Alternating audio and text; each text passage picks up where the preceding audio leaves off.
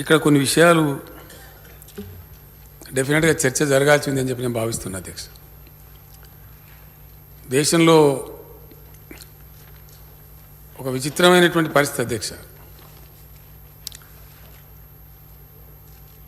చాలా విచిత్రమైన పోకడలు కూడా కొన్ని చూస్తూ ఉన్నాం. కొన్ని వింత వింత ధోరణులు కూడా అనేక సందర్భాల్లో వీఆర్ కమింగ్ అక్రాస్. అవి ఎట్లెందుకు జరుగుతున్నాయి, ఏంది అని ఆలోచించాల్సిన అవసరం ప్రతి ఒక్కరి మీద ఉంటుంది అధ్యక్ష. ప్రక్రియలో, ప్రజాస్వామ్య ప్రక్రియలో జాతి నిర్మాణ రంగంలో పనిచేసేటువంటి ప్రతి వాళ్ళు కూడా దాన్ని తీవ్రంగానే ఆలోచించాలి అని చెప్పి నేను ప్రార్థిస్తా ఉన్నా అధ్యక్ష. ఏదో ఆషామాషిగా తూకిత్తా మైకిత్తా పార్టీ ఈ పార్టీ అట్లాంటి ఆ పార్టీ ఇట్లాంటి అని కాకుండా దేశంలో చెలరేగుతున్నటువంటి ధోరణులు, ప్రజల ఆలోచనలు, నెరవేర్చబడకుండా మిగిలిపోయిన ప్రజల యొక్క ఆకాంక్షలు, ఆశలు, మధ్యలో చెలరేగేటువంటి ప్రజల యొక్క ఆక్రోశాలు, వీటన్నిటి సమాహారంగా డెఫినెట్గా ప్రజా జీవితంలో ఉండేటువంటి వాళ్ళు దీర్ఘమైనటువంటి తీవ్రమైనటువంటి ఆలోచన, చర్చ జరపాల్సినటువంటి అవసరం ఉంటుంది అధ్యక్ష. అట్లాంటి చర్చలకు వేదికనే ఈ పవిత్రమైనటువంటి దేవాలయం లాంటి శాసనసభ అని నేను భావిస్తున్నాను అధ్యక్ష. శాసనసభలు, చట్టసభలు దురదృష్టవశాత్తు జబ్బలు చేసుకుంటూ మాట్లాడు, సబ్జెక్ట్స్ ఇచ్చిపెట్టి ఇంకేందో మాట్లాడు, రకరకాల పెడదూరలు కూడా శాసనసభలలో కూడా ఈవెన్ పార్లమెంట్లో కూడా కనపడతా ఉన్నాయి అధ్యక్ష. అది బాధాకరం. 75 సంవత్సరాల స్వతంత్ర దేశంలో ఈరోజు కూడా ఎందుకు నేను ఆ మాట అంటున్నాను అధ్యక్ష, పెడధోరణులు, విచిత్రమైన ధోరణులు, పక్షపాత వైఖరులు ఎందుకు కనపడవలసి వస్తుంది ఈ దేశంలో? ఏం కారణం? తీవ్రంగా మనం ఆలోచన చేయాలి ఈ విషయంలో. అవి మిటిగేట్ కావాలి. తాత్కాలికంగా ఉన్నా డెఫినెట్గా తీవ్రంగా మనం ఆలోచన బి మిటిగేటెడ్ అధ్యక్ష. ఇక ఎప్పటి మాదిరిగానే ఇప్పుడు కూడా ఈసారి కూడా కేంద్రం పెట్టినటువంటి బడ్జెట్లో మనకు చాలా తీవ్రమైన అన్యాయం చేసింది. అది నేను చెప్పాల్సిన అవసరం లేదు. బడ్జెట్ చదివిన విజ్ఞులందరికీ తెలుసు. సింపుల్గా అధ్యక్ష, ఇక 96 కథలు చెప్పే బదులు దేశంలో 157 మెడికల్ కాలేజీలు ఇస్తే తెలంగాణ రాష్ట్రానికి ఒకటి రాదు. తీవ్రంగా మనం వాళ్ళని ఏమనుకోవాలి అధ్యక్ష? అది ప్రజాస్వామ్యమా, ఫెడరల్ స్ఫూర్తి? ఎప్పటి మాదిరిగానే ఇదే ఫెడరలిజం అంటారా? కోఆపరేటివ్ ఫెడరలిజం అంటే ఇదే అనుకోవన్నా? ఇక ఇది దేనికి సంకేతం? ఇది ఒక తెలంగాణ కాదు, ఇట్లా ఎవరి ఏడలో జరిగినా కూడా కరెక్ట్ కాదు. ఏ ఒక్క విషయంలో జరిగినా కూడా కరెక్ట్ కాదు. కొన్ని బస్సులు రాకపోతే ఎట్లా బాధ ఉంటుంది? డైట్ ఛార్జీలు కట్టలేని పిల్లలకు కడుపు నిండా తినలేకపోతే ఏ బాధ ఉంటుంది? Definitely we welcome it. అవి ఉన్నట్టయితే తప్పకుండా దాన్ని సమీక్ష చేయవలసిందే, న్యాయం జరగాల్సిన సమస్య ఉంది కాబట్టి వారు చెప్పారు.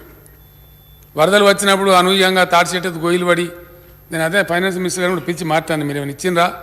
మనం జరిగినటువంటి వరద నివారణలో అక్కడక్కడ కొన్ని జరిగినాయి కదా, పర్టికులర్ గోదావరి ప్రాంతంలో, ఇంకా ఇవ్వలేదు, నివేదికలు రాలేదు, వస్తే డెఫినెట్గా ఇస్తామని వారు చెప్తా ఉన్నారు. ప్రొవిజన్ కూడా ఉంది, బడ్జెట్లో కూడా పెట్టుకున్నాం. ఎందుకు మాట్లాడతారు? బట్టి విక్రమార్క గారు కూడా మాట్లాడుకునే విషయాలు చెప్పిండ్రు. ఆ ముచ్చట ఎందుకు చెప్తారు? అక్కడే ఉంది కాబట్టి, అవసరం ఉంది కాబట్టి, ఆ నీడ్ ఫుల్ఫిల్ కావాలని సదుద్దేశంతో చెప్తారు. ప్రజల పక్షాన, ప్రజల గొంతుగా చెప్తారు. అట్లనే ఓ రాష్ట్రం కూడా ఇంత దారుణంగా, ఇంకా ఘోరమైందంటే అధ్యక్ష, జరగకూడనటువంటిది. I'm sorry. ఇంత విశాలమైన భారతదేశంలో ఇంత డెమోక్రసీ మెచ్యూర్ అయిన తర్వాత, 75 సంవత్సరాల ప్రజాస్వామ్యం పరిడవిల్లిన తర్వాత, సింపుల్ అధ్యక్ష, చాలా సింపుల్. మన ఫైనాన్స్ మినిస్టర్ కూడా చాలాసేపు మాట నేను టీవీలో చూసాను. ఒక ఆంధ్రప్రదేశ్ విభజన జరిగింది, లోకమందరికి తెలుసు. మనం రాష్ట్రం నుంచి విడిపోయినాం. ఒక 495 కోట్ల రూపాయలు మనకు రావాల్సినవి వాళ్ళ ఖాతాలు వేసింది అధ్యక్ష. అవి మాకి ఇప్పింది ఆయన అడగబట్టి 7 ఏళ్ళు అవుతుంది. 7 ఏళ్ళ అధ్యక్ష. ఇది బయట చెప్పుకుంటే ఏమంటారు నాకు అర్థం కాదు. ప్రపంచ బ్యాంక్ ఇక్కడ తెలిస్తే మనం కొట్టెలు కొడతారు, అటకాలు రాని కూడా రానియరు. ఇది కూడా సమస్యనే ఈ దేశంలో. మనకు రావాల్సినవి వాళ్ళే చెప్తారు, మీయే కరెక్టే అటు చేసినాము, కరెక్ట్ చేస్తామని. 7 సంవత్సరాల నుంచి అడిగిపోయిన రికార్డు లాగా. అంటే ఇంత చీప్గా గిట్లా దేశం జరపబడడం అనేది ఇక అది ఏది లేదు కదా అధ్యక్ష. ఇక ఎట్లా ఉందంటే ఇంక ఉల్టా మేము ఇయ్యం కాక ఏం చేస్తారో చేసుకపోయినా అన్నట్టు. ఎందుకంటే కిరణ్ కుమార్ రెడ్డి గారిని ఒక ముఖ్యమంత్రి ఉండే, ఇదే సభలో నేను నిలబడి మాట్లాడిన ఆయన హరీష్ వీళ్ళంతా గడబడి చేసి ఆ రోజు మాకు తెలంగాణకు నిధులేవి మాకు అతి ఏది అని గడబడి చేస్తుంటే మీరు ఎక్కదక్క మాట్లాడితే ఒక పైస కూడా పెట్టపోయి ఏం చేస్తావు చేసుకోను ఏం చేసుకుంటే ఇప్పుడు యాడికి వచ్చింది అధ్యక్ష యాడికి వచ్చింది ఏం చేస్తావు చేసుకుంటే ఒక గాడికి వస్తుంది అంటే అంత మితిమీరి ఎవరైనా సరే అట్లా అహంకారపూరితంగా ప్రస్తుతం ఏదో ఈ నిమిషానికి మా చేతిలో అధికారం ఉంది కదా మేమే కర్తలం మేమే దర్తలం మేము ఏదైనా చేయగలుగుతాం అనేటువంటి పద్ధతి ప్రజాస్వామ్యానికి స్ఫూర్తి కాదు ప్రజాస్వామ్యానికి మంచిది కాదు దాన్ని ఎవరు కూడా మెచ్చుకోరు అది ఎందుకు కూడా పనికిరాదు అధ్యక్ష దురదృష్టం ఈరోజు ఏంది అధ్యక్ష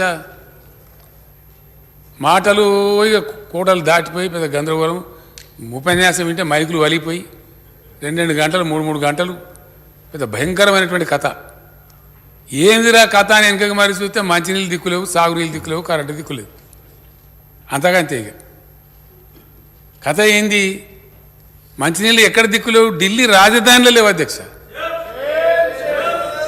ఒక్కొక్క మాట ఎడిగిపోతానంటే ఓ ఇట్లా పోయి ఇప్పుడు పోయి ఆడిపోతావు అన్నట్టు ఉంటుంది మంచినీళ్ళు ఉండయి కరెంటు ఉండయి సాగునీళ్ళు ఉండయి అది కథ వెరసి మన భారతదేశం యొక్క చరిత్ర ఏంటంటే ఇది కథ మినిమం బేసిక్ నీడ్స్ అవి కూడా కావు దాని ఫలితమైంది అధ్యక్ష 75 సంవత్సరం ఇన్ని సంపదలు ఉండి ఇన్ని నీళ్లు ఉండి ఇంత భూమి ఉండి ఇంత ఖనిజ సంపద ఉన్నటువంటి రత్నగర్భ లాంటి ఈ దేశంలో ఈవెన్ టుడే అమెరికాలో ఎవరికన్నా పిల్లగానికో అమ్మాయికో గ్రీన్ కార్డు దొరికిందంటే వాళ్ళ తల్లిదండ్రులు ఇక్కడ దావత్ చేసుకొని పార్టీ ఇస్తారు అధ్యక్ష